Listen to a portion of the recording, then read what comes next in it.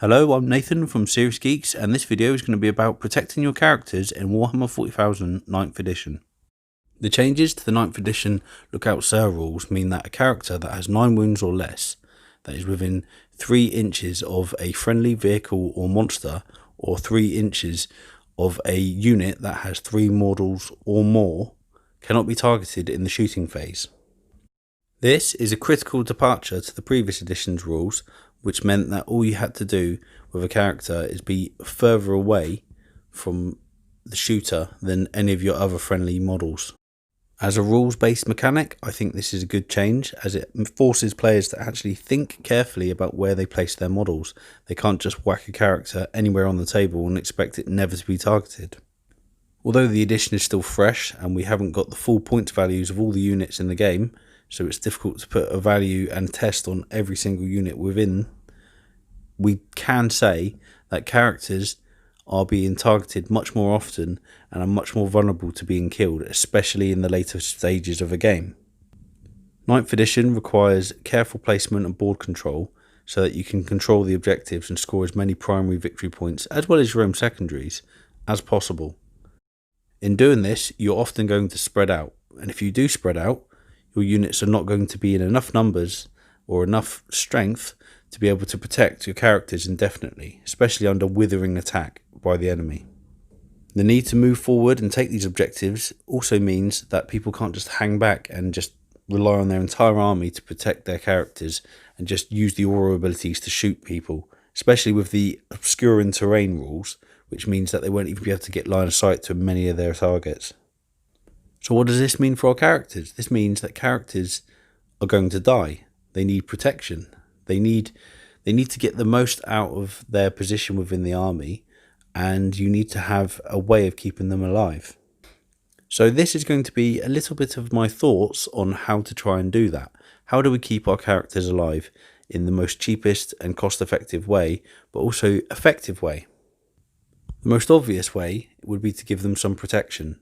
Things like the Tactica halo for the Ultramarines, Terminator armour for many Space Marines, transports to put them inside so that they are actually fully protected, and Astra Militarum can have command squads nearby that could soak up firepower that may be directed at characters, as can Space Marines and many other armies. This sort of protection, either physically or a bodyguard, is probably the easiest and most obvious way to protect your units. Company veterans, I believe they will be coming back in a very real way to most people's armies. They've lost a little bit of their utility, in which case thinking about what to give them in close combat or for firepower is going to be a lot more crucial. However, they still can be relatively cheap to have storm shields and storm bolters, for example, or plasma guns, depending on the army, depending on who's going to be protecting your models. It's obviously not going to be an indefinite protection, and as such, I think you're going to need more troop numbers on the board. I think if you take just your bare minimum of troops, because you max out on elites units, your characters are going to lose a lot of utility in their protection. They're not going to be able to get around the board to boost your army up because they're at risk of dying. Whereas if you had, say, 10 tactical marines or 10 intercessors, a rhino for those tactical marines, the intercessors surrounding the character, people are not going to be able to kill them as easily. The second method, which I believe is actually quite a strong one, and also fairly obvious, would be unit placement. If you just deploy in a line up against your opponent, it's fairly obvious which part of it he's going to shoot if he wants to get your characters. Bear in mind that there are secondaries that reward victory points for killing characters, and you can see that there is definitely going to be a need to protect them. So, don't just place your units anywhere on the table and expect your characters to just survive because they had a bodyguard of, say, 20 Marines in front of them.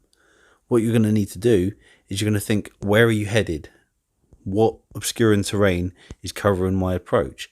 And can I get the benefit to my auras with my captain hidden behind said terrain? So this is a very critical and crucial step to the actual game. I believe it's going to be probably more important than actually protecting them physically with armor and upgrades, because it doesn't matter how powerful or tough your character is, he will probably die sooner or later if he's under extreme scrutiny of the opponent. So think about where you're placing him. put him in a position where he's not going to be very easily targetable. With that in mind, it leads me on to a third way of protecting him. Since you're going to be logically hiding your character from being wiped out off the board as easily, the opponent may very well have models or units that he uses to hunt down your characters. Smash Captains often did that, as can spike units or jump pack units. So, neutralise those units. Find a way to block them from coming in, or completely destroy them before they get anywhere closer to you. That will keep your character alive. It's an actual tactic and a strategy that you can utilise each game as a target. You look at that unit, you think, right, I'm not going to score any victory points for destroying them. However, it keeps my characters alive. My Tech Marine for repairing my Redemptor, or my Captain and my Librarian, it stops them from being attacked or sniped or whatever. So yeah, you target those units first. That would be the key thing to do. Lastly, I would suggest target saturation as the best method in total of doing anything in 40k. I love target saturation, and with it, it means that the opponent just can't make a choice. And I don't mean take loads of characters and the characters are basically flooding the board and the opponent can't choose which ones to kill. In fact, that would probably actually lead to the characters getting killed more quickly and readily, simply because they haven't got any bodyguard units to protect them. No, what you should do is you should have target saturation. What is on the mind of the opponent more than killing those characters? So as an example, a unit of Vanguard veterans leaping up the board, heading towards the opponent with perhaps a single captain leading the charge, is going to be a hefty attack force that is going to worry the opponent. Therefore, he's probably not going to send out his own hunter units to attack your Librarian and your Tech Marine, which are actually supporting your army and can't look after themselves as well. He'll probably use those models that he was going to do to attack those to counterattack the Vanguard veterans. What you've done in this case is you've dictated the flow of the battle, you've dictated the priority of the opponent, and by doing so, you've protected your own units. And you've done so in a way that actually benefits you, because your Vanguard veterans were fully designed to take the brunt of the enemy action, as well as the captain leading them. You were prepared to lose those units, and the opponent is not gaining anything by attacking them. As I said previously, we don't know the full story yet, we don't have the full point values, and we haven't got the new codex books either, so we don't know how rules will change going forward. As an example, Honour Guard, Victrix Guard, Company Veterans, they have rules to protect characters, but the former two units are only in units of 2, and that's not really going to protect anyone, regardless of the fact that they can tank the shots, because they're tanking on a 2+, but they'll die eventually themselves anyway. So there will be some changes that I think are coming into the new edition, and that was just one example. But going forward, I think that people are going to have to think very carefully about their character placement and usage.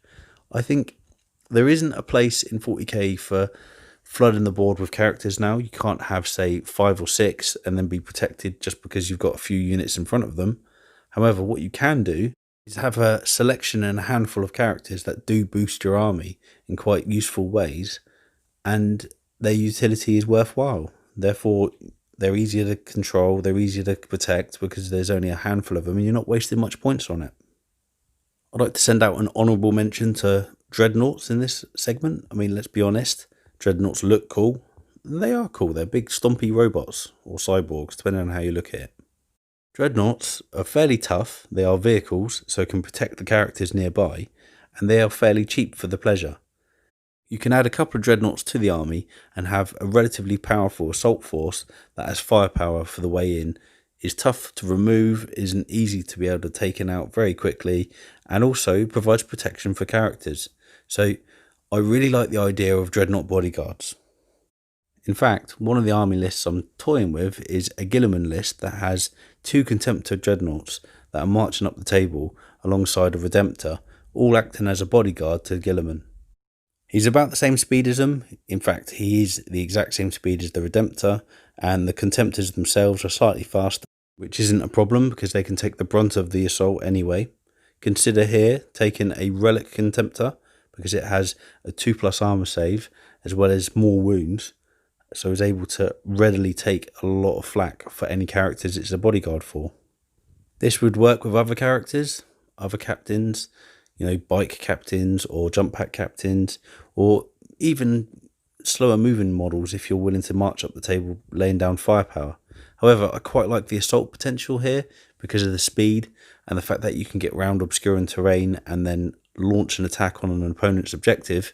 So therefore, I think I do favour this sort of element with bike captains, jump pack captains, or Gilliman himself. That's just a little bonus idea I had. I can't really go into too much because we haven't had the points values. We don't know exactly what the best combinations are for each army or the most cost effective. But that is a great idea that I seem to be leaning towards in my own personal use, because I do have a very big soft spot for dreadnoughts of all types, and that would actually suit me down to the ground. Anyway, let me know in the comments below what you think about this. Please comment, please like and subscribe, promote the channel, and I hope you've enjoyed the video. I'll catch you all soon with another video. Peace out.